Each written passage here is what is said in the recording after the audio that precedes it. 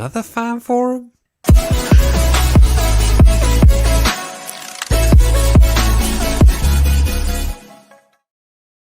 Alright, hello and welcome to the Matchday Vlogs YouTube channel. As always, please remember to smash that like button, hit subscribe, because it really does make a difference to the channel. We're here this evening to talk about our upcoming opponents coming down to St Mary's from Wolverhampton. It is Wolverhampton Wanderers. We're also going to be having a look back at loss number 6 under Nathan Jones's rule. Getting stung by the bees at the GTEC Community Stadium. Interesting enough, we're also going to be having a look at some of the new green initiatives that Southampton are laying on. And it's my first interaction with the club, and I think I've done it horribly wrong already. And then we're also going to be having a discussion about the fan forum. Of course, everything that went down last night at St Mary's in front of an elite group of fan base of only 100 people. But as always, this broadcast is sponsored by what's happened here? Sorry, hang on a minute. This is sponsored by Matchday Vlogs, good people over there. So if you're in need of some slogan tees, go and have a look. In fact, I've just remembered that the With All Due Respect one is now on live on the store. Yeah, I can't imagine that's doing too well. It's weird. It's weird. No one wants to buy the Jones t-shirts. I don't know why. You know, they're kind of funny. Yeah. The Jones that one's not on sale yet. It feels too negative to make a t-shirt with that on. I don't know. I feel that. We'll have to see. Welcome to everyone who's joining us live. Let us know in the chat section where you're watching the show from. Nothing too specific. That would be weird. Just the general area is absolutely fine. And let us know if you're at the fan forum last night and if you're at this weekend's game. And we'll be discussing all of the topics in due course. Jack, how are you? Yeah, Keeping well? I put up a tweet the other day saying if it wasn't for Southampton, my life would be really, really good right now. I'm a happy chappy, everything's going all right. And then, it's like, we got to talk about Southampton tonight. Yeah. Wow. Let's break a beer open. Let's sit down. Thank God, the legwork's kind of been done for us last night. So it's just about of just sitting in it now, isn't it, until the weekend? And it is indeed. Whatever happens, where do you want to start? Should we start with the fan forum? Because I'm sure it was quite. Ultimately fresh in our minds about that. What's going on? Have Leeds scored a goal? They have. The Leeds are 1 up. Oh, do you know what? Sometimes doing these things are really hard. Just trying to keep it jolly and happy. And, everything's fine. Wow. So yeah, let's have a chat about the fan forum that went on last night. We're going to do the show backwards because I intended to put this at the end, but here we go. Of course, everything went down with Henrik Crafton there, Martin Semmens, Toby Steele and Rasmus Ankerson, of course, fielding some very decent questions from chosen 100 Southampton fans fielding their questions. And I have to say, I thought they did a fantastic job. Everyone who went last night fielded some excellent questions, and they, like you were saying off air, Jack, it was just a case of they either fielded their point very, very well, or they gave a really good question, and I think no one backed down at all. And I think the voice of the Saints fan base community was definitely heard, wasn't it? Yeah, do you know what I think? Last night was, we were sat right behind Rob at the last one. I know he was a bit disappointed about how He didn't get booed this time, did he? Didn't get booed this time. He actually, it was more of an applause this time. And the fact that he brought receipts, like he printed out the space vote, like fair play, like he really went for it. But it was where the audience, where the fans that were there were on the aggressive, and they all came there with the point, and they all knew what they were going to be talking about. And I think we were all worried when you signed up for it. They sort of they sounded like they were vetting the questions to be like, right. Let's get some people in. And but they made quite clearly at the beginning of the video, that wasn't what that was. But everybody came in full force. Like we said, they either really hitting home how we feel as a fan base, how disappointed we are with, management and the way the team have been playing, or they asked really important questions like about the women's team, about block A, block 1. So, fair play to everyone that came last night. I think everyone has different opinions on how everybody answered, but for the most part, I thought, all quite good. I did think Rasmus spoke very well, but there was a hint of egotism in there. But that seemed to get faded away more by the fact that he kept getting peppered with the question. I think he was somewhat humbled. I think he was somewhat humbled by the audience there that last night. Yeah, and I thought it was kind of interesting that he answered a couple occasions. I got that sense a little bit also, Jack, but it was only when he answered the questions, what you have to understand is, and whenever you start a response like that, is kind of like, it's not belittling, but it's a little bit, what you have to understand is, you have no idea what's going on. You know, it kind of had that feel to it. But also what they said at the start in respects of the reason why it's not been live streamed is because of the FA Trophy game that's going on outside. I was like, yeah, I know how this works. Shut up.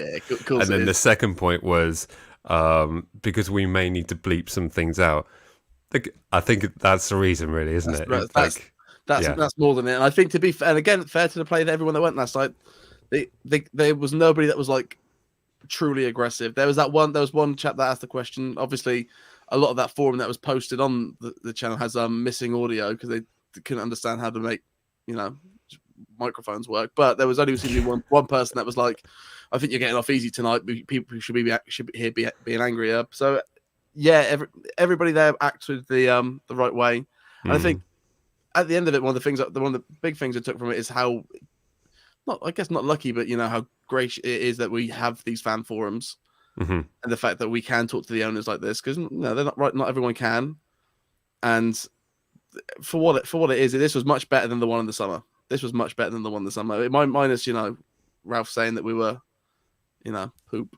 This was it was more what you would have wanted from. Yeah. We're in a different position, aren't we? Because we were bad when that one happened, and we were in dire straits, but we weren't. Yeah, we weren't in desperation. We weren't in a situation where it's just like, you have to change something, or we're not a Premier League side anymore. And I think that kind of resonated through the whole thing of just like, how long are you gonna? When is the benchmark? When is enough? When is you're gonna swallow your pride and make the changes? And I agree to a certain extent of like, the moment they have to make a decision is the moment they decide that manager can't make it better. And I think that is genuine, 100% genuine, because there is, the point of no return is when you realise it's not going to get any better, and we don't believe this person can make it better.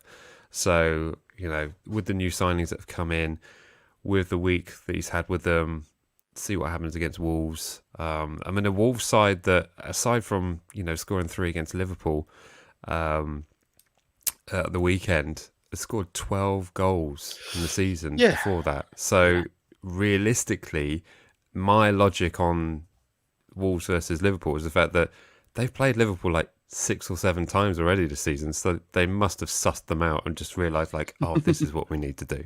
So I'm kind of on that kind of thing.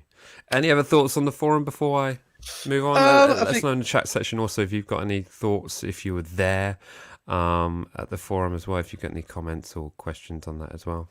Over to you, Jack. Sorry. Made me thought it was kind of not sad, but sort of like weird to see Martin Semmens obviously being further down on the rankings now. And in what sense? What, like the fact that about the previous forum and the ones the past few seasons, Martin Semmens has kind of been the top as it gets. Do you know what I mean? Like Gal wasn't active; it was all sort of Martin pretty much running the club, and then you see him here at this fan forum. You're like, you're probably third in line now of most important people in this room. Like you're not answering as many questions as you were last time. He picked up quite a few though, didn't he? He did pick up quite a few. Yeah. But it's the funny thing, I've seen like those, they don't mean anything, but there's little Twitter clips and sort of like, just watch how Martin Semmens reacts when somebody's when they get heckled. He's like, yeah, he's a bit more, he's almost like, finally, it's part of me's like, he's like, they're going, finally, someone to share the load when it does get a bit ratty in here. Yeah. And also like, I'm not the only one here anymore. So it was funny to sort of see him in a bit of a different position, but. And I think it was good that he sort of made mention of, I go to every game home and away. Yeah, he took that one. He took that one. He's like, I appreciate I slipped up on that. So he knows he mentioned it. To us, we knew that.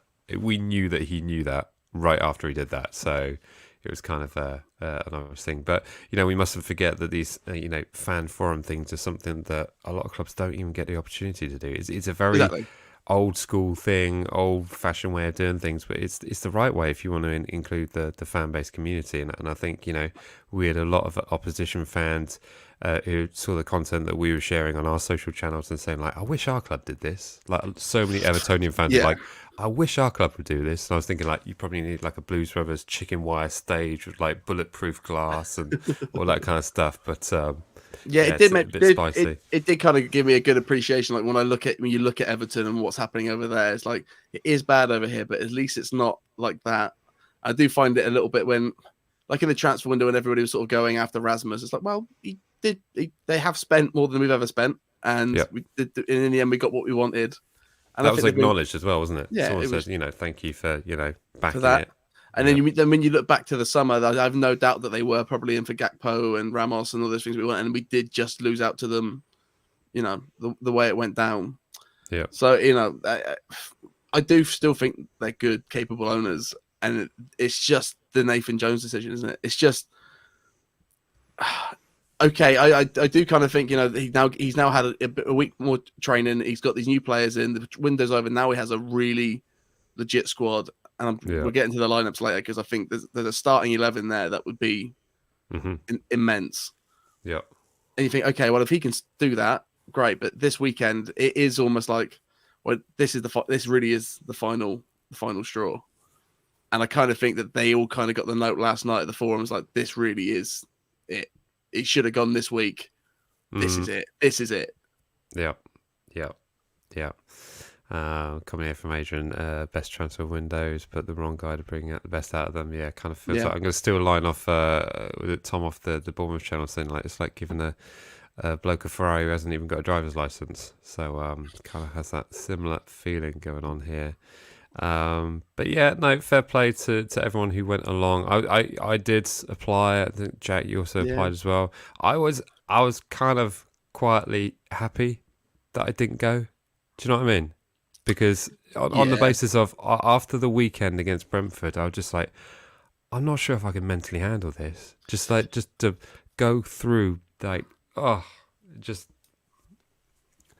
it gets a lot. It gets a lot, and especially after hearing all those questions that were delivered so well, and it was great. Had there been lots of silly questions, I might have thought differently, but everything was done very, very well. So yeah, happy with that.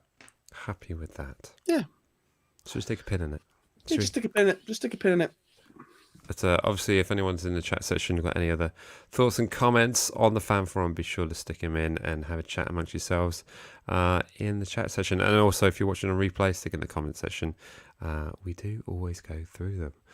Right, shall we move on to... In fact, I'm going to do something that... I'm going to move on to the Green Initiative, which is this one here. Hang on. Bear with me. Bear with. Talking about... It's worth it. The new park and ride system, which is going to be in place for the Wolves game, and I believe also the following on Leicester game, and throughout the remainder of the season, where you will be able to pick up a bus. And I agree that graphic is to attract attention. And considering this is the first initiative the club have got in contact with me about, I've probably ruined it already. But there we go. It's a way of attracting attention and making it memorable. Okay. That was in my mind. Get it memorable. But I'm just going to share something here. If you go along to the Southampton page and go along to where you buy the tickets and stuff like that, go down to travel. Look at this. I can't believe this is some go down to Wolves heavy duty background that you're doing here. Here it is. So what it basically is it will cost you £5. Now, if you park at Westquay for a match day, it's going to cost you £5. Okay, so but this means that you basically park your car and then you just tell them how many seats on the bus you want, and it's always going to cost you. Oh no! It will always cost you £5. Should do. 1 car, 1 bus space. Oh yeah, there we go.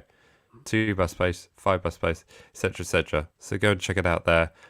It's just a great way to make things a bit more easier on a match day, and certainly getting out of St Mary's as quickly as possible, or certainly getting out of Southampton, as you know, Oh yeah. Jack, it can be a Oh little bit yes. tricky on that It's regard. all right. So No, we've got ways now. We've got secrets and shortcuts that I tell you, Sarah in that van you is got an ways. absolute It's menace, park and and ride. we got ways. We got ways, but the park and ride would be a smart option.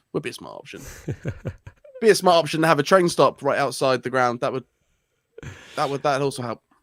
Exactly that. And yeah, sorry, I'm just going to bring that up again because I figured out how I was doing it, because it kind of looked like every space I was getting added an extra £5, and that's wrong. So basically, if you've got a car that's got 7 seats in it, first of all, well done, you're doing all right in life. You hit that button there, and it comes up with a £5 in the bottom corner there. See, I worked it out. You've done That was it. a nervous moment there. Where I was sort of like, can't be a £5 per person thing. That's not a green initiative at all. But yeah, go and check it out. It's available on there now for the Wolves and Leicester game. So go and have a look. There we go. And that is New Park and Ride. There we go. Ray! Hey, I'll be honest with job. you, I was supposed to do that last week and I forgot with everything that was going on. We just lost to Newcastle in the Cup. We had Des on. We had this on. So everyone at Southampton, I'm sorry. I forgot. But there were us. I've done it. Right then, moving on. Now I've upset everyone with the graphic as well. Let's have a look back at the Brentford loss. So many things happened, and it was kind of disappointing for us to end that game with the exact same scoreline that we were there last year on. And it was, I have to say, the first half, it was inevitable. It was inevitable that we were going to concede, and we were lucky not to be 3-4-0 down before the first goal from Ben Mee went in. It felt very, very desperate. It felt a bad enough performance in the first half to make a substitution. You know, when you see those games, you just like, change something. Change it now because you're being overrun. And then what happened in the second half, we brought on the new talent, Onuachu and Kamadine Sulemana. Looked fantastic. Both of them looked very, very good. I'm very, very excited to see more of them. And I'm sure many others will be pleased to see them at St Mary's on Saturday. But nothing really ever looked that dangerous. We had a couple of opportunities. I think Shea took a header away from Onuachu, could have had a debut goal on that game. And the other opportunity was perhaps Theo Walcott maybe even got a goal after a surprise inclusion there. But I guess the big talking points are the comments after the game, aren't they? Yeah. I didn't like. I was hoping for your like notes for the game because I couldn't watch it. I was at work, and there's no way to watch it when you're at work. So, but I was waiting for the highlights, but the highlights really just seemed to be Nathan's interview and all the interviews that happened after it, and the quotes just didn't seem to stop. Yeah. And I don't think I've ever seen such a scattergun, blame everybody sort of thing. Like it was insane. Nobody didn't not get blamed in that. It was a weird one. I think that the one that got me, the one that really got me, was the Lavia one. Because of the fact of he didn't need to say everything that he said. Like if he just left it like, yeah, I decided to make a change. That's all you're getting from me. But the fact that he laid it on the line like, well, I didn't see him running the game, so the fans must have been watching a different game than me. It's like, that's about as passive aggressive as you can get in a post-match interview. And he must. I think the feeling is mutual between the fans and him really at the moment, isn't it? Yeah, he's shocking. There's, if you're going to come into a club knowing that it's going to be a rocky road to start off with, you just need to be, in with the fans. You just need to make yourself as likable from the start to let them know they're in safe hands. Yeah, he's not done that. He hasn't got the results on the pitch. And anytime you've heard him talk, it's either been how good he is or how bad we are. Yeah, but it's best in Europe, Jack. Jack is the best in Europe. Best in Europe. Yeah. That sort of stuff is just like, it's so most aggressive manager in Europe. Just so like grossly inappropriate. And here's the thing: when he does like his pre-game conferences, he knows what not to talk about there. Like he doesn't. Like, when he talks about player injuries, he keeps it all quite close to the chest, and what they're doing, everything's very close to the chest. And you would have thought, okay, flip side of that, though, after those sort of games, he would be very button lips. But no, he just starts throwing the toys out the pram, blames everyone. The fact that he was blaming the crowd, he's got no one to hide from. Like, we all see what the games have been like and see what he's doing. Yeah. Now, playing somewhat of a devil's advocate, the people that were saying that, Unuachu should have started, well, no. The front, I get. The front, I get. The fact that we started Shea, I get that. It's not Bednarek. So let us are the previous day, like in that B team. When I saw that, I thought, right, he hasn't had many minutes. If this means he's going tomorrow, I'm down. And this is just a 45-minute training session for him. Risky, but okay. Yeah. And the comments after the game for that, I was like, well, that sounds like he's not playing tomorrow. And then when he didn't play and Bednarek started, and you just see Bednarek's body language and the way he tries to block a shot by making himself as small as possible. He's a waste of space. And he couldn't get minutes for us. He couldn't get minutes for Aston Villa. So why the hell is he back? And what has Salazar done?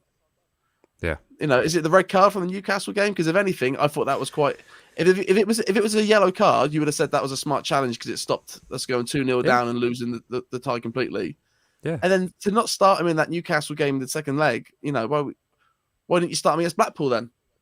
Yeah. What was the point in skipping that out if you weren't never going to start him in that next game? It just seems so stupid. It seems so stupid. The lack of inclusion for him in the Selectica for the second leg up at St James's Park, that just baffled me. And I was just like, why on earth would you not play someone who we initially thought wasn't going to be eligible because of the sending off? We're thinking like, oh, he's out the following one. Oh, great, he can actually serve that one match ban for the Blackpool game. It's like, oh, okay, great, so he can play. Fantastic. One of our best centre-backs. And then for him not to be played over Bednarek, it's just like, yeah, why? Like the only other occasions where we've got a clean sheet, Selectica has been involved. So why would you not? Here's the crazy thing, right? And then when I found out, when I realised like he wasn't going to be playing because of the B game, I thought, well, okay, well maybe it'd be Salasu and Lianco, and I don't trust that, but I would get it, because of how much he's been playing Lianco, and then to see Bednarek, and I was like, what? How has Bednarek jumped over Lianco? Like how? Like I think we've all been surprised about how much Lianco has been playing. Yeah, and I think we can all agree that some games he's amazing. Some games he's off it a little bit, but in reality, he's a good. If you're going to start someone right now, if it's not Selectica and Salasu, if you start, you would choose Lianco, right? Mm-hmm. And for now, it makes over Bednarek. Over Bednarek for sure. Yeah, and just like Bednarek, as risky as Lianco is as well. Yeah, I'd rather have a risk of Lianco than a ghost that is Bednarek. Hmm. So it's just it makes no sense. And I get that Kyle Walker-Peters might have a knock, and Bree did okay. So in the second half against Newcastle, but I don't like how Bree has just walked into the squad. No. And that reeks of teacher's pay. It reeks that he's thirsty. He's gasping. Yeah. It's just I'm just not a fan of that. No, I mean, reading through some of the comments of the Brentford vlog, I was amazed also that video's got like nearly 9,000 views on it already. So I'm thinking Brentford now suddenly a massive club with a massive fan base with lots of people gloating. But the vast majority of comments are from Stoke fans, Luton fans, all going, "Told you, this is exactly what he does. He basically holds on as best he can to keep a clean sheet in the first half, and then nick something in the second half. This is exactly what he does." And so when you're reading that, you're just like, just have a look through. Anyone who wants to have a look through the comment section, just have a look through the amount of comments from Luton fans going, you can keep him. Which is that's the thing. Luton are doing just as well, if not better, without him. Yeah, it's just nothing at all tells me that he's the man. I've not seen anything to imply that. It's just. So I'm just picking up some of these the Yanni B. Yeah, Yanni B, and Yanni not B. Yanni C++. What? What could that be? Anyway, Sorry, a bit silly there. But I think if I'm to take any positives from the Brentford game, it's a nice stadium. It kind of reminded a lot of people of the Dell, how close it was to the pitch, how tight in the community it is. How was the pie? I didn't have one. I went to the pub around the corner and I had a Korean chicken burger. I don't know how I feel about that. Well, clearly, I wasn't there. Immediately after I had it, I was like, that was a really risky thing to do. Have like fried chicken burger. Yeah. And I was thinking like, oh, it's going to be cooked right because it could be a fun game if it's not. But no, it was lovely. I can't remember the name of the establishment, but it's just that pub that's just literally over the train bridge and was there. It's fun buying pints in London, isn't it? Oh my goodness. So I said 2 pints, not a round for the bar. Flipping heck. But no, very nice, very easy. You get off the train, come upstairs, and then literally the stadium is there. And then leaving the game, get back on at Kew Bridge train station, one stop straight to Clapham Junction, and I was home before I normally get home from Southampton. That just blew my mind. It just absolutely blew my mind. So, wow. Yeah, really, really convenient. And then apart from that, it was I'm gonna say Sulemana looked good. He looked very quick. I saw that Alan St. Maximin kind of like a vibe that Des was talking about on the show last week. And on the show, he's not the quickest. He's got a bit of a strange run, but he's definitely going to be. I would love for you to give the audience the impression that you show me of his run. I know it's asking a lot for this, for the space you've got, but why would you bring that up? Because it was pretty shows great. Alive, don't you? Shows alive. Pretty good though. It's a pretty good run. It's a pretty good impression, I have to say. It's a very good impression. I thought Mike had training to do that. Yeah, I had method acting training to learn how to run like Paul Nuacho, but he's got this kind of like gliding sort of. I can't do it with my hands, but he kind of sort of drags his feet as he runs. It kind of looks kind of kind of good like that. But no, I think it's going to be one to watch. But I kind of like Sulemana. I think he's going to be something very excited about Sulemana. Maybe I don't want to say. When Nathan Redmond was really good and used to cut inside and take shots. Why would you compare him to him? When Mbappe used to cut inside and take shots. Is that better? Better? We literally had Mane. Yeah. Do you remember Sadio Mane? Well, I don't remember Sadio Mane cutting inside and doing that many. I don't know, maybe, yeah. Okay. But quicker. Quicker. I'm excited. Much quicker. I'm very excited to watch him on Saturday. But yeah, they both excite me. All the signings made in January excite me. It's just hopefully they get implemented into a squad, and I won't see them play in a B team on Friday afternoon. Yeah, absolutely. So I'm just smiling at some of these comments. They're kind of fun. It's the problem when you do your own administration and host a show. You kind of have to read and follow. Yes, absolutely, Adam. We are closing on 4K. I'm absolutely loving that. So I kind of have a thought actually that maybe at 5K we do this live somewhere. I set it up. A real actual live one. Actual live. Well, I've never actually met you in person, so that would be good. Mike's just a dab hand at the green screen. I actually sit like in the Kingsland, far away from where he is. Exactly. It's a spicy relationship, absolutely. But if anyone's out there, sorry, go on.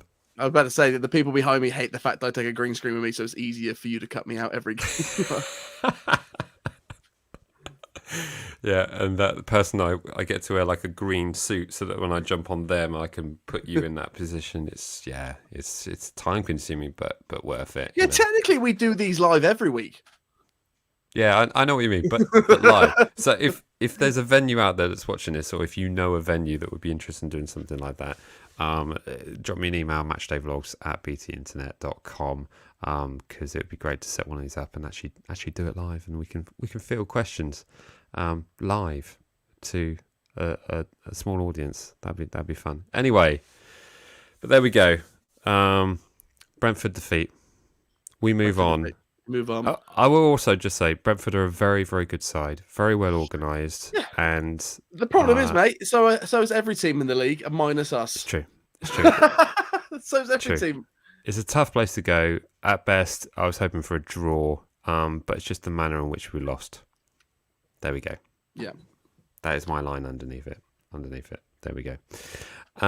Right. Moving on to the actual subject of the video. Why do I take so long to do these? It's ridiculous. Up next, we are at home to fellow relegation rivals, Wolverhampton Wanderers at St Mary's Stadium. 3:00 kickoff. It's a game that I think we'll all pretty much agree on is, again, a must-win. Not a must-win mathematically, just a must-win in the sense that I look at the games that we've got left and I'm thinking this has to be one of the 7 games that we have to win to stay in the Premier League because we're running out of them.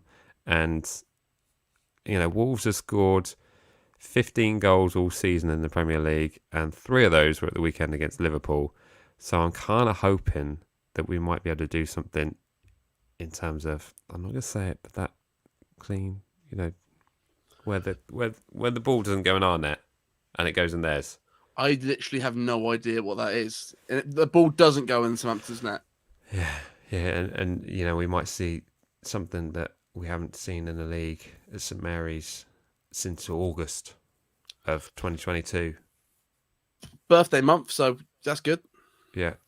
We've actually, since we've seen a league win at home, we've had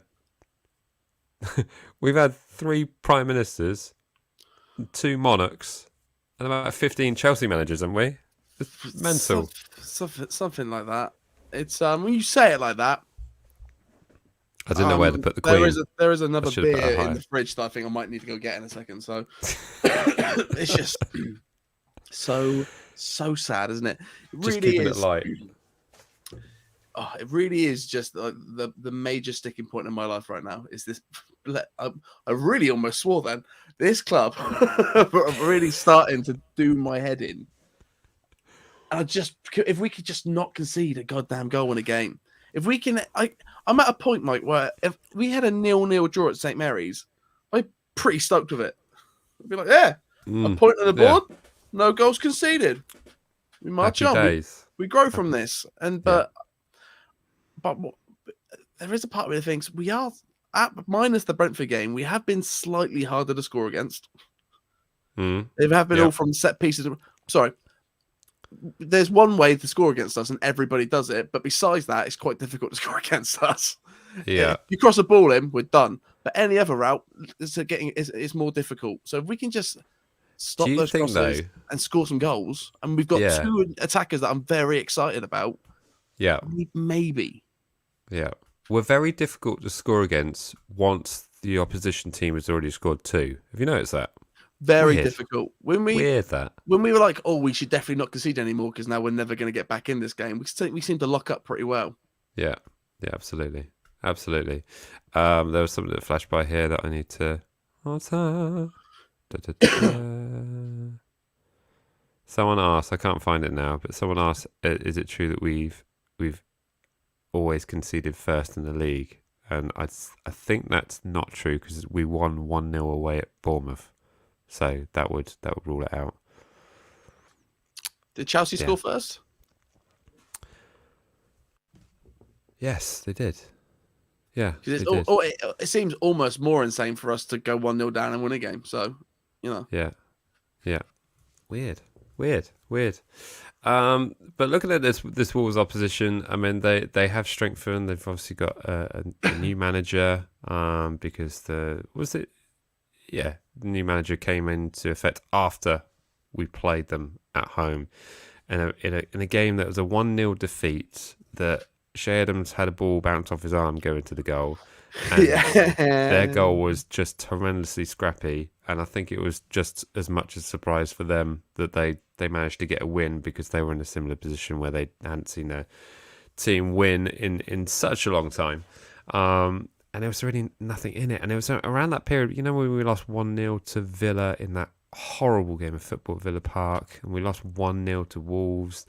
And just after that August result, we just kind of just threw everything away just in a really unnecessary fashion. So it was kind of a frustrating era for us. But we do go up against a Wolves side which are just coming off a 3-0 home win against Liverpool, who are in all kinds of difficulties for themselves. But like I said earlier in the show, I think that's more down to the fact that they've played Liverpool at least 4 times this season, because of course they played them away in the league. Yeah, they played them home in the league, and they played them twice in the FA Cup. So they should have a decent idea of how to get around that side. And Liverpool are in a weird position right now. But the way I look at it is that Liverpool are in a form right now where a team that is, on the incline could beat them. A team that's together could go and have a go at Liverpool. And I see Wolves doing that, and I don't see Southampton doing that. Because Wolves have somewhat of an identity. At least you can see what they're trying to do over there. They just needed some attacking threats, which they did kind of pick up in the window. Yeah. And I just see us stagnating where they're moving on, like every other team is, and now their seasons are underway and they're doing stuff. And yet, you know what? They've got this really bad feeling that someone's going to score, and it's going to be him. Yeah, Mario Lemina. He's a decent player, but if he shows if we lose 1-0 at St Mary's and it's Lemina to score it, Lemina to get Nathan Jones the sack,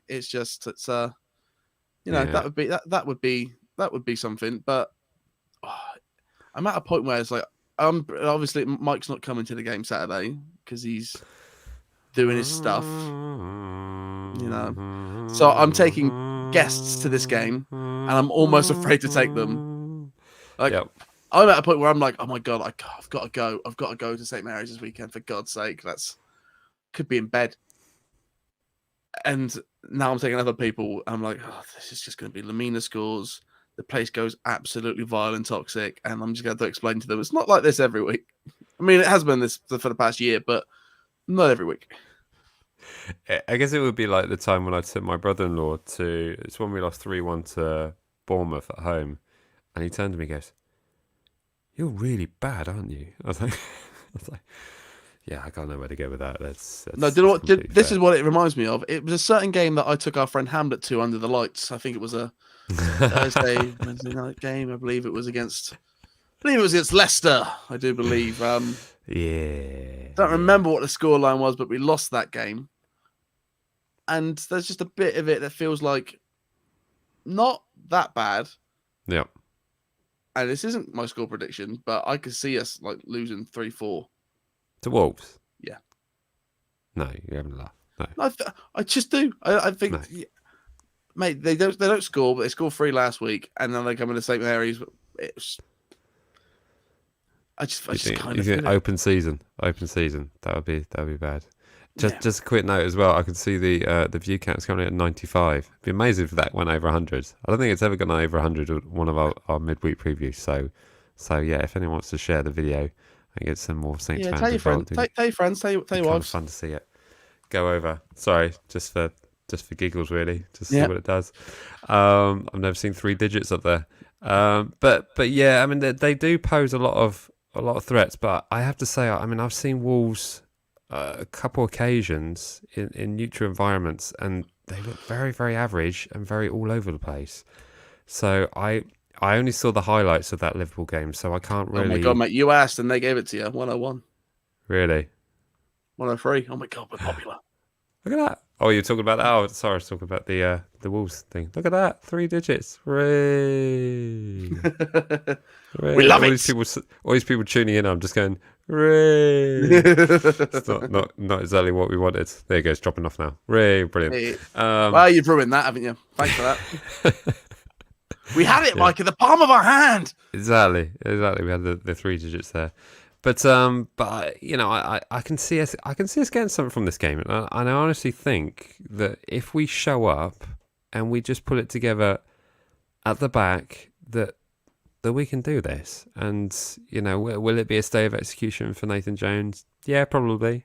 But either way, I don't care who's in the dugout. I just want to see my team win, and I never want to see the side lose. Even no matter what the circumstance, it's not a case of like Steven Gerrard looking at the manager and blasting a penalty wide. It's not that situation, and I never want it to be. But But there we go.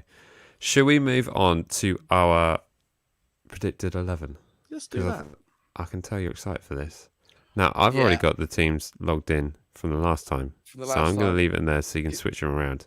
There's a lineup. There's a lineup that I saw on Twitter, and I went, "Yeah, that's it. That is what we need to go for." So let's do it. Let's do it. Right, here we go. This will be our predicted 11. Let me get the right banner up. Predicted 11 against Wolves. Right. Okay. What are you changing? From this, right, you take Shea out of there. Get out. And you take Adam Armstrong out of there, and you take a Adobe out of there. All right, I think I know where you're going. Oh, and we're almost there. Almost there. Let us know in the chat section as well what your favoured 11 would be. It would be fun to see that also. Okay, what else you got? Right, so you're sticking. I'm gonna stick Orisic on the left. No. Orisic, however you want to do it. Oh, I can't do the things above the letters. Sorry. It's not an umlaut, but we'll call it an umlaut for now. Sorry. Okay. Ooh, oh, look at that. Words indeed. Pop our man Unuachu at the top there. Can't wait for you to spell all these. Almost got it down. Smash that in. Do you know how many times I've typed out that name in the last 3 weeks? Nuts. And then put your new favourite player in that other role, and I think that is one hell of a starting 11. Like it. You can't disagree with that, right? That'll win you a game. Yeah. So you think it'd be like that 4-2-3-1? Yes, I do. Got people whipping balls into the big man. Fox in the box. Yeah. And he also, he could take it on his chest. Good hold up play for Ward-Prowse. To have Alcaraz on the overlap as well. Yeah. Lavia starting plays. Orisic and on the wings. Oh my God, what a lineup! What a good team that is. It's a great team.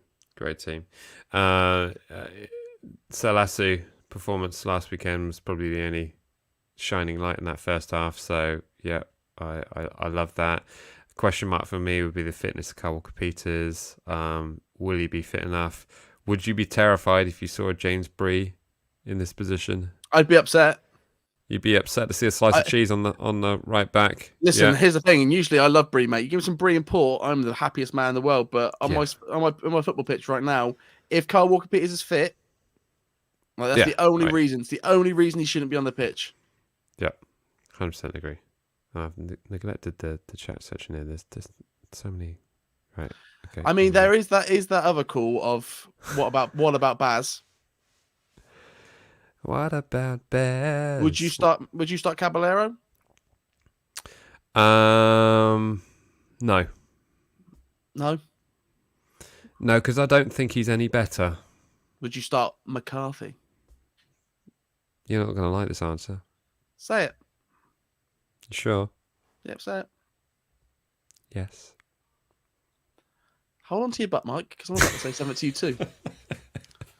I also think Alex McCarthy should start if he's fit.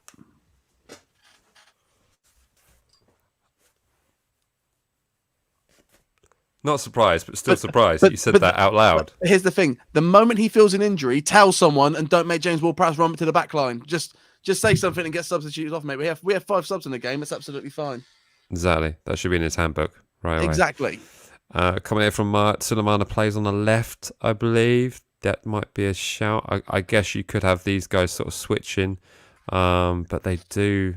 Orsic and Sulemana pretty much always play on the left, so whether or not we'll see, I'm guessing Theo Walcott. Anything's possible, really, isn't it? Yeah, at this point, like you said, Theo was in for a chance, but yeah, I just don't want that. I just don't. This is it. This is what the new fresh Southampton looks like.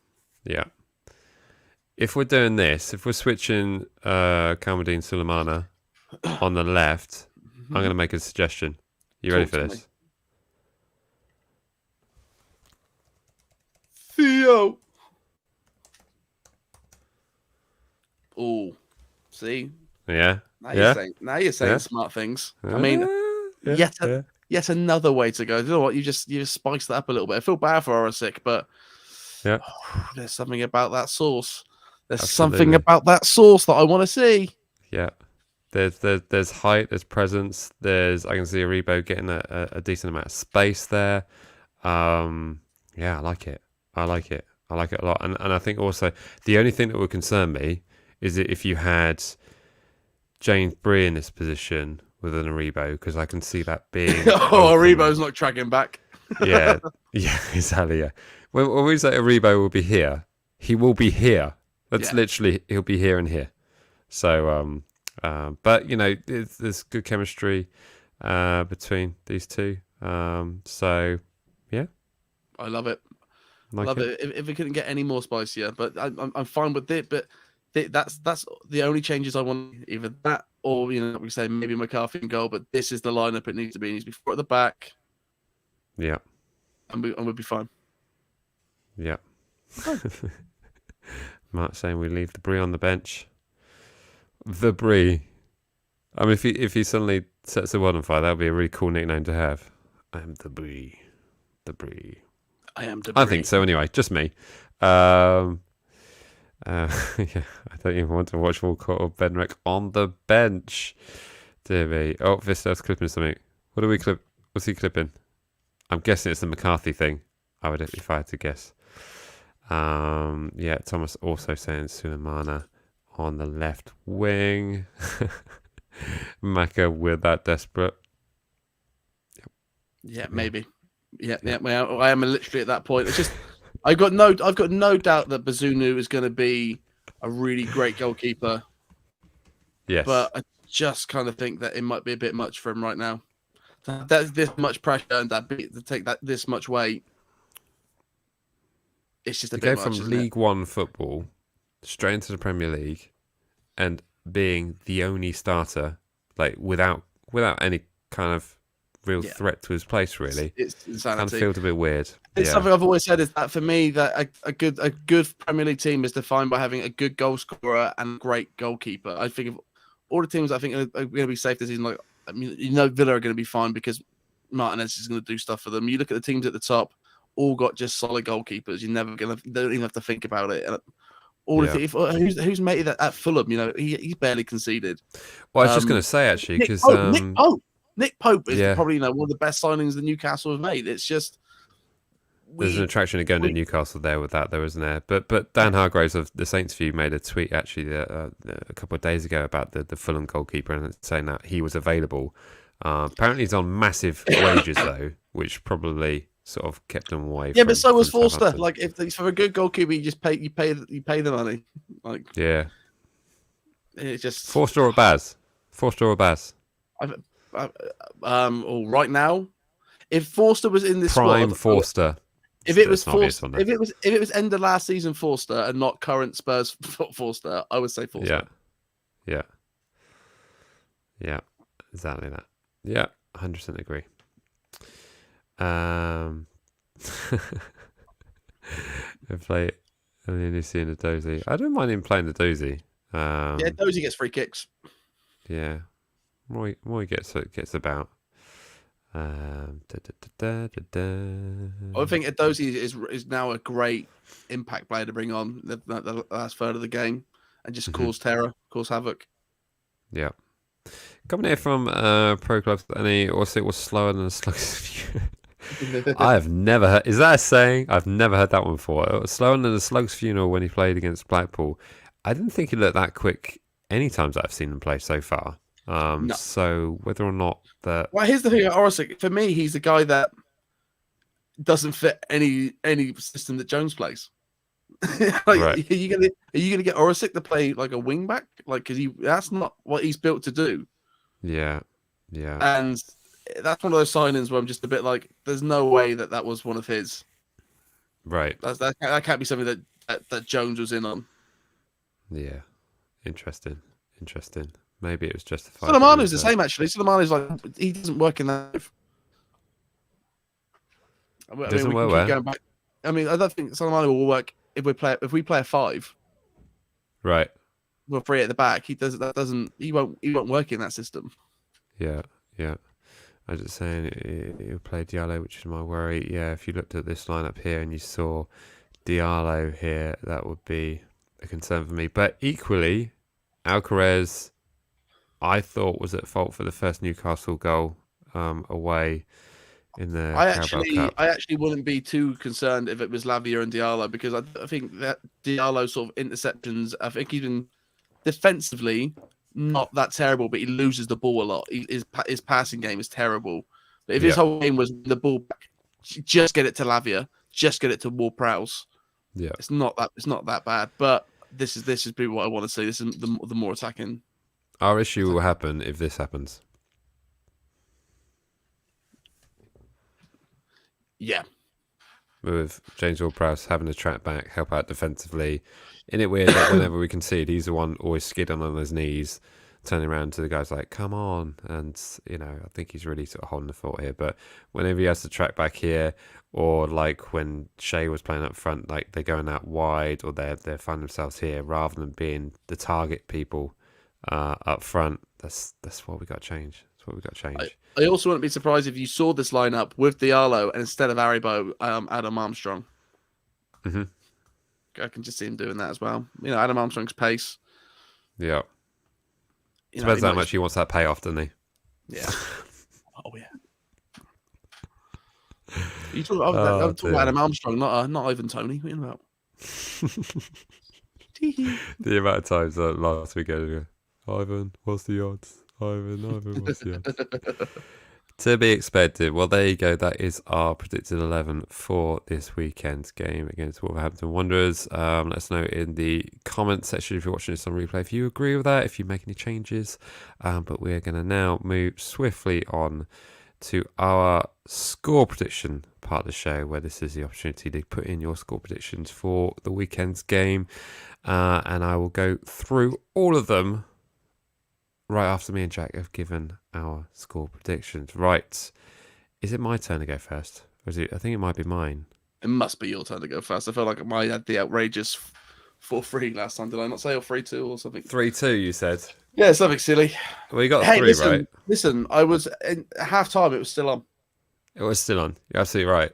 And that would have been, an emotional 3-2. Speaking of emotional 3-2s, it's going to be the anniversary of that Spurs game tomorrow, so that's quite something. Right, straight to the point. What do I think? Onuachu is going to get a goal. And I'm giving you my scorers before I've even given you my score. Wow. This is where we're at now. We're mixing it up. So Onuachu with a goal, and I reckon it's going to be I'm going to say it, 2-0 win. Wow. Wowza Rooney, Cowboy. 2-0. Because I tell you what, I think a lot of the boardroom are thinking, do we believe this man can make us better? Do we believe this manager can make this team better? Won't be on the fact of whether or not we win. It'll be on the fact of whether or not we keep a clean sheet. Yeah, you're not wrong. That's why I think... So what you're saying is you think 2-0 and Jones keeps his job rather than we concede and we get a new manager? Yeah, because I think that the way Rasmus is thinking, he's very much a stats person. He's very much looking at all these numbers and margins and points of reference. And I think, if we can come out through a game and not concede, that will be a message. That will be a statement enough. But I think if we... In fairness to Jones, one thing he has cut out is that we no longer drop points from winning positions. So he's cut that out. He's cut that out of the game. So therefore, he has done something. Fair play. We found it. I found it, guys. That is why he's still in charge, because he has improved us in one asset. We no longer drop points from winning positions. No longer that depressing stat board that says points dropped from winning positions. That's a rough one.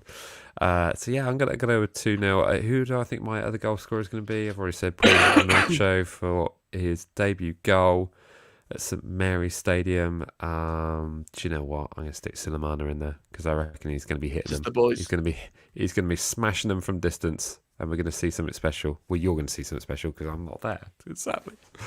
But yeah, 2-0.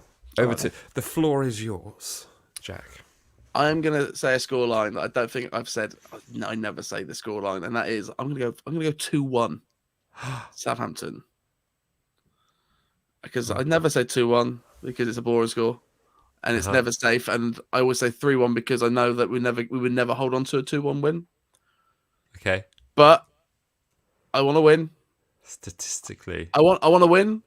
However, I want us to win through the toxic atmosphere. I want us to go 1-0 down and win 2-1. So we can feel it. He shouldn't get away with it. He shouldn't be here, but we need to start winning. And whether that's a win under him or whatever, we need the 3 points. Yeah. But he needs to go. So we need to concede. Nice. So 2-1. I'm going to go Onuachu coming at you. and because he's Mr. Consistent, I'm going Ward Prowse. Did you like that, did you? I did. I prefer it to the other chant, which is already, been sung loud and proud. Do you want to sing it? Sing it for us? It's just the most. It's borderline. It's not borderline. It's over the line. It's ratio stereotyping at its worst. Give us a little hum of it. No. Okay. No, I will not. Tucks it in his sock. That's all I'm going to say. Oh, that one. That one. I like that one. Right then, should we go through the chat section to see where we are at? I'm going for a 2-0. A 0 where we don't concede. Weird.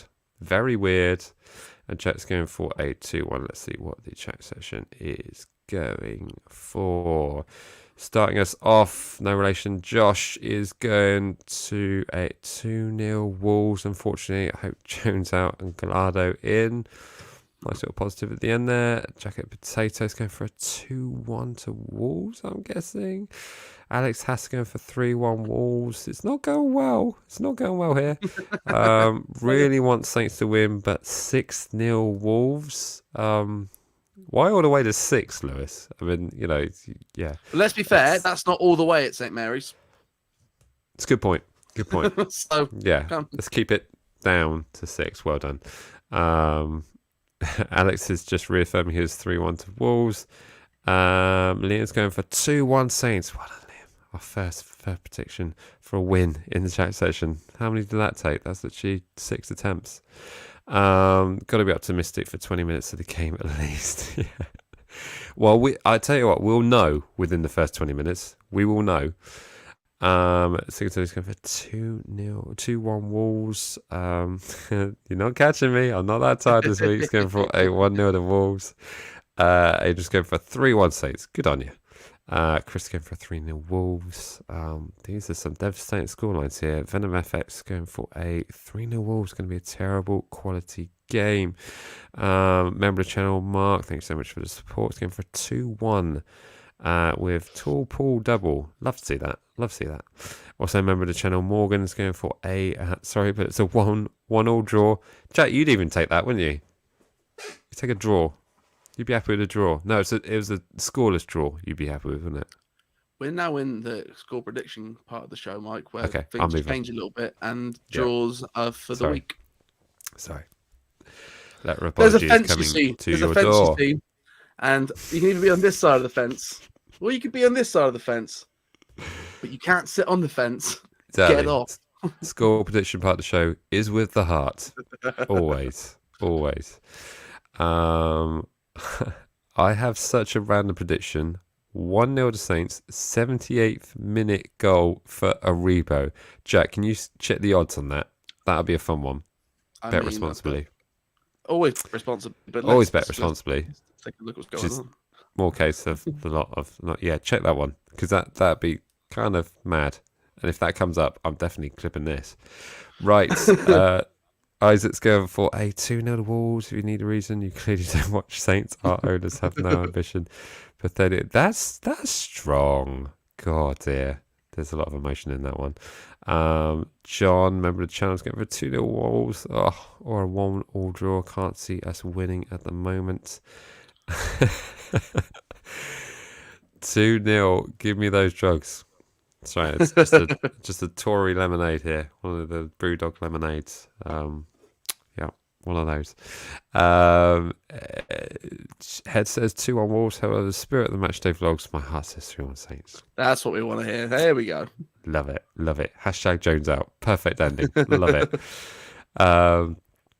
Alex going for a 0-0 dull affair. Visnell's going for a 2-0. Look at that. Saints, James Ward-Prowse and Big Paul. Charlie's going for a 0-0. Mark Twait's going for a 5-0. Lamina gets 3 of them. Costa gets a red after scoring 2 goals. Takes out that. Okay, yeah, there we go. You can read. Progress going for 2-0 Wolves. Jones blames the fans and we riot. Yeah, I think he'll probably be going straight down a tunnel if something bad goes down. So marriage will become very toxic if we go 1-0 down. Totally agree. We haven't dropped points in winning positions. No, we have not. Egg Lovers come for 2-1 the Saints. We will concede first, but it means Nathan Jones will be set.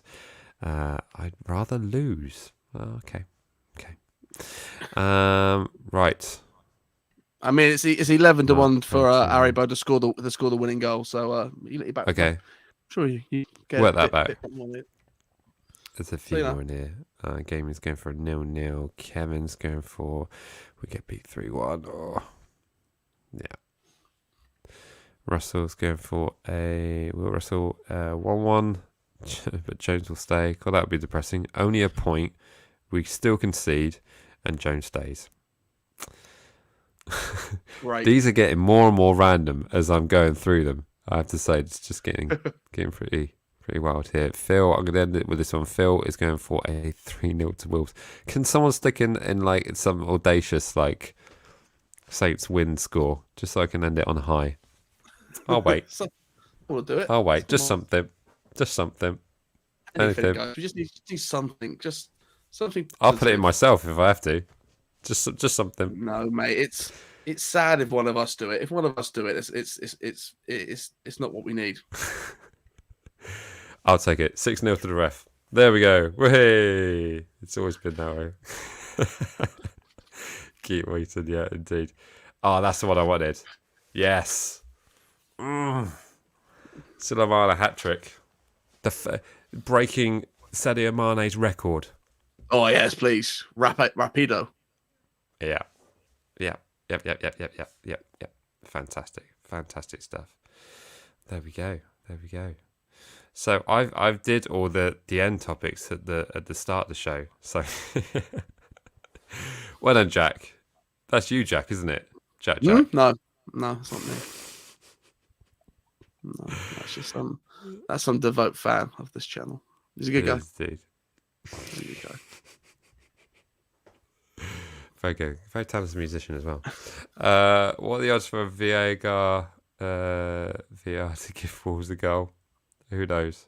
That's better. 6-0 Saints. Yeah. 2-0 Saints. -7 at the double. Much better. There we go. Nice work, there we guys. are. Nice work. Fantastic. Any extra points on Wolves before I close this one out? Any other topics around world football? You want to talk about the Man City thing?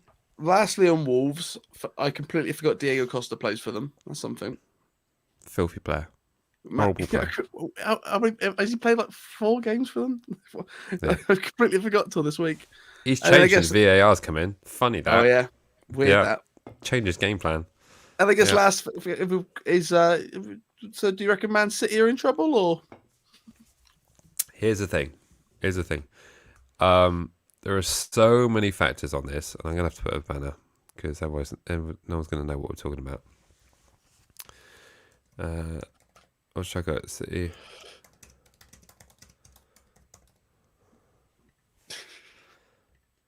How's that?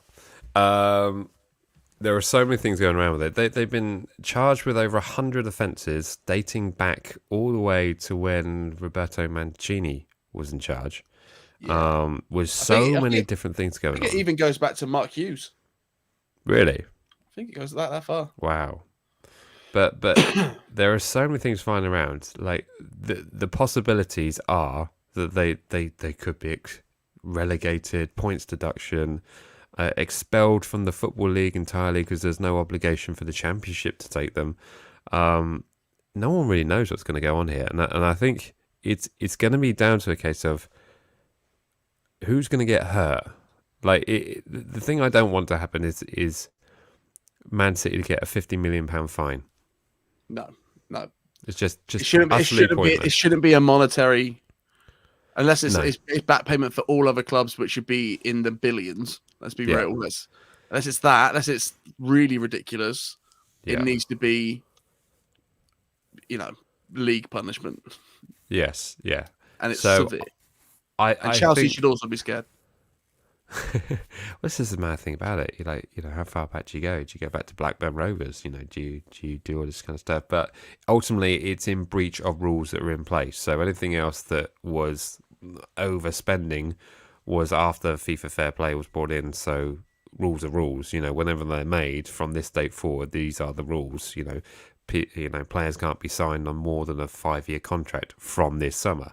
So the fact that Chelsea have been putting players on 8-9-year contracts. The rules are the rules. They're not breaking the rules. That's what they are right now. So this is about what Man City have done since these rules have been in place. They've breached them. I'd also be looking at some other clubs. Everton breach FIFA Fair Play. They've still got some charges flowing around that could see them in some kind of trouble, whether it be points deduction. But I think, Jack Potato said here, anyone with City in the name should be told 20 points. Probably do us a lot of favours in the league if that was the case. But I can see that at least that. So I think there will be a points deduction. But these could go on, for like maybe 4 years back and forth. So whether or not we'll see it now. But the other fact of it being, what implication will this have on the rest of the clubs in the league? If Arsenal win the league this season, will they have an asterisk next to their title? It says, oh, they won the league, but this is the league that City got deducted 20 points, or this is the league that they got expelled from the Football League. But it's strange. I mean, you've seen it happen in other leagues. You've seen Juventus being kicked out of the league and sort of go down to lower divisions and work their way back up. Rangers had something like this as well. So it's not completely out the realms of possibility. But yeah, the people I feel sorry for a little bit are the City fans because they haven't done anything wrong. Well, here's the thing. There's luckily not a lot of them. That's kind of why they're in this mess. Yeah, you're right. Those dedicated proper Man City fans, the ones that we've said the entire time, fair play to them. Yeah, with the brother shirts. Yeah, the main road crew. The main road crew, fair play to them. What happens to them? Here's the thing: no matter what happens to them, they're still going to be there, which is good for City. But for everybody else. Lucky! Welcome to the party. I mean, they just brought this up here. I think someone said they wanted to give Man City a punishment of having O'Neill on a 3-year deal, and I put, no, let's have Nathan Jones on a 4-year deal. It's not harsh enough. That's a depressing line. 50-point deduction, they still be above us. Oh, dear. But yeah, no, I can see many things. I mean, Man City's rise. I mean, when they were signing Robinho, getting in new managers, left, right, and centre, something had to be happening. But they have had some great moments for the neutral with the Aguero goal, with all these kind of things that ultimately, will these things be scrubbed off in history? We'll have to wait and see. But I think this one's going to go on for a while, and there's going to be a lot of nervous people not knowing what to do, and the longer it drags out, the worse it's going to be for City, I think. So I think they'd rather have it done and dusted. I do like the idea that they have to draft their players to the other squad, and it goes from top to bottom. So we can get let's get. Who would you take? For real, what's the funny thing is, you'd want Haaland, but because it's Nathan Jones, you'd probably end up with Kyle Walker. Yeah, Scott Carson. Yeah, pretty much. You know what I mean? Oh dear. Jokes aside, I'd take Edison. Give me that keeper. Yeah, that's true. That's true. Well, I'm sure it will go on for many a month as yet, but we'll have to wait and see what happens there. Will there be 2 clubs that be relegated this season along with Man City? I just have to see what happens. It will certainly be watching to see what goes on elsewhere. Really, have to wait and see. Nice. Well, thank you so much, everyone, for joining us for this Wolves preview. It's been a fun one. We've had plenty to chat about. Be sure to check out the Fan Forum if you haven't already watched it. It's available on the club's website. So go and check that out there. Also go and check out the park and ride system that the club have laid in place. It's a very affordable way to do it. It's £5 per car, and it doesn't matter how many people you've got in your car. It's if you've got a 7-seater, your quid's in. So yeah, go and check that out. Jack will be at the game at the weekend. I will not be. So whether or not there'll be any contact, we'll have to wait and see. If Jack wants to give me like a 5-minute thing after the game, I'll upload it. But we'll just have to wait and see on that. And yeah, good luck to anyone who's going. Try not to make it too toxic. Get behind the team, and yeah, we'll go with that. But as always, remember to like, comment, share, and subscribe. And me and Jack will see you in the next one. All right, see ya. Bye.